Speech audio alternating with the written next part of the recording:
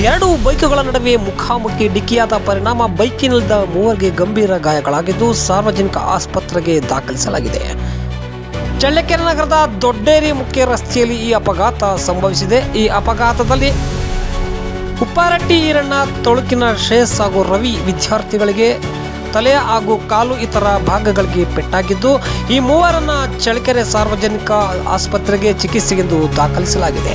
ಇನ್ನು ಘಟನಾ ಸ್ಥಳಕ್ಕೆ ಚಳ್ಳಕೆರೆ ಪೊಲೀಸರು ಭೇಟಿ ನೀಡಿದ್ದು ಪರಿಶೀಲನೆ ನಡೆಸಿದ್ದಾರೆ. ಚಳ್ಳಕೆರೆ ಪೊಲೀಸ್ ಠಾಣಾ ವ್ಯಾಪ್ತಿಯಲ್ಲಿ ಈ ಘಟನೆ ನಡೆದಿದೆ.